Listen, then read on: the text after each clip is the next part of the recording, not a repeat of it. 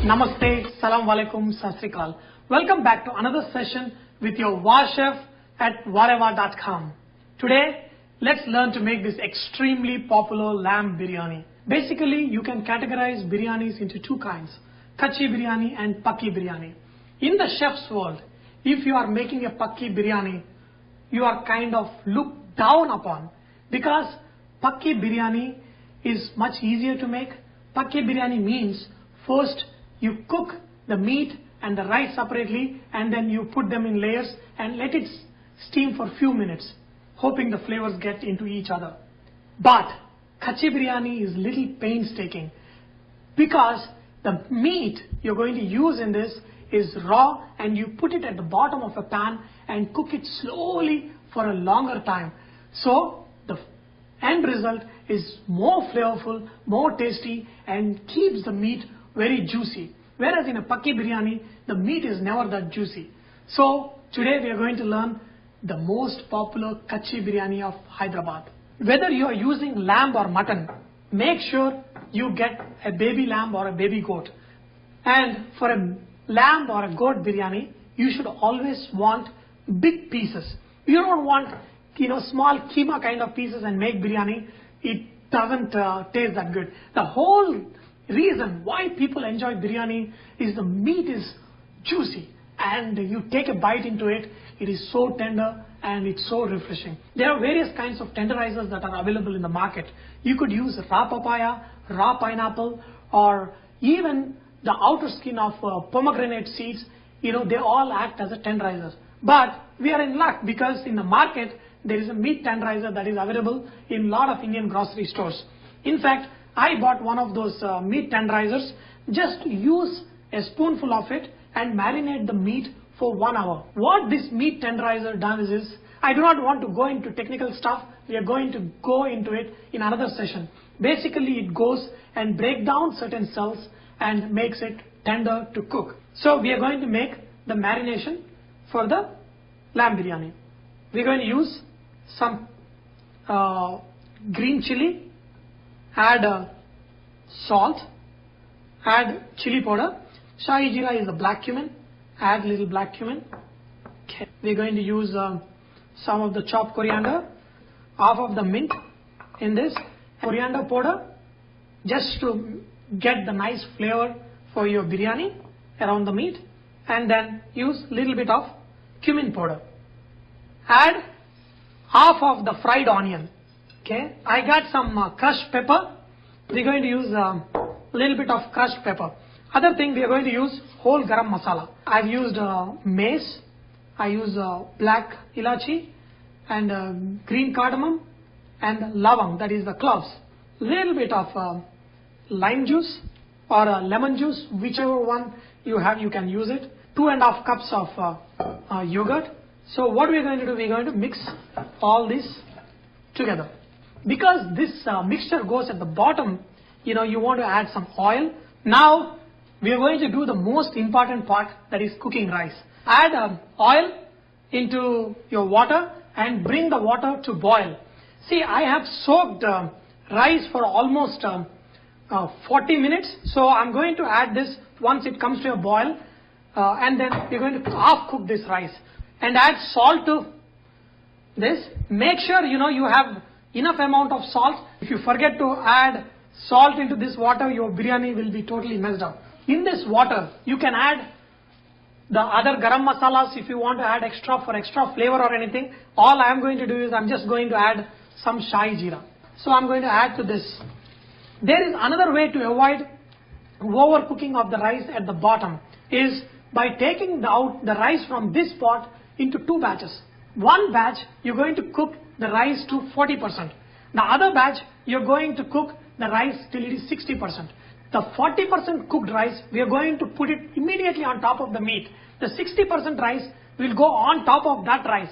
That way when it cooks evenly. So we are going to do that method today.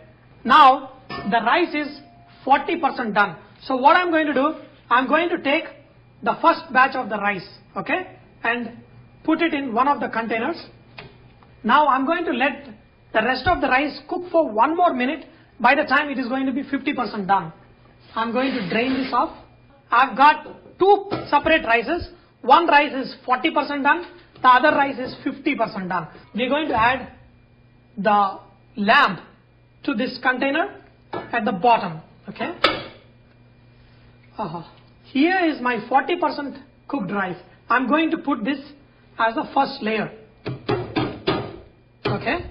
And then I'm going to spread it. Good. To add some of the leftover mint and some of the chopped coriander.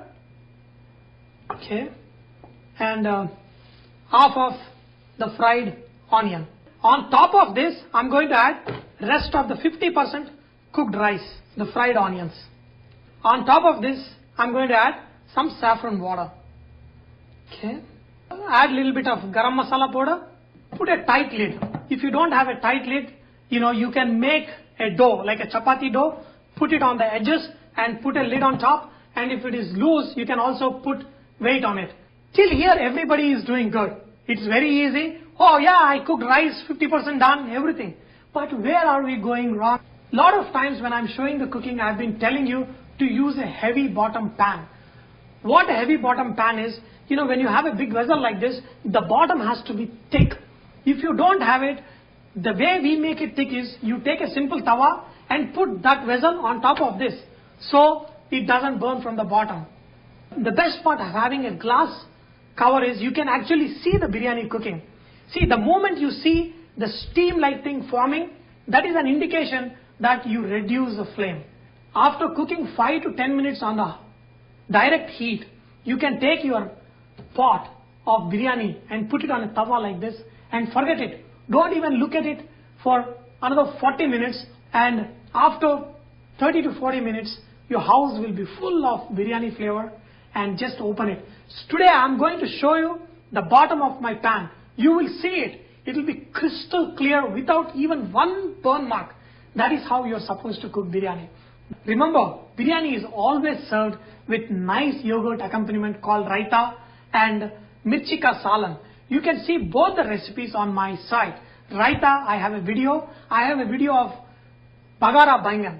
All you do is, instead of eggplant, use green chilies, make this sauce little bit watery than what I have shown, and then your mirchi ka salan. It goes excellent with biryani. Wow. Oh, look at this. Oh. See? Remove your lamb carefully.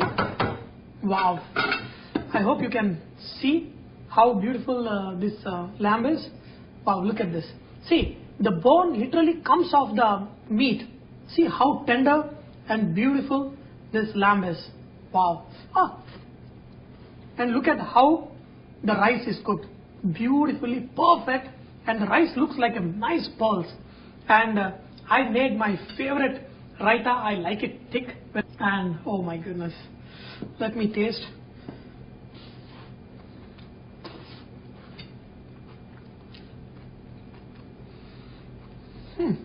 You will not be able to imagine how this lamb or mutton melts in your mouth when you cook in this style. A lot of times, in making biryanis, people use rose water or roux khevra water on top of the biryani for extra flavor.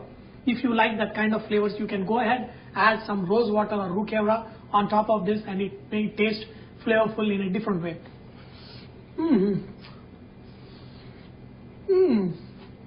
Wow. Whenever I eat good food, I feel like crying. Just give me a minute. I don't know, that makes my appetite even more, I think. And then I enjoy the food even more. I hope you have enjoyed learning to cook.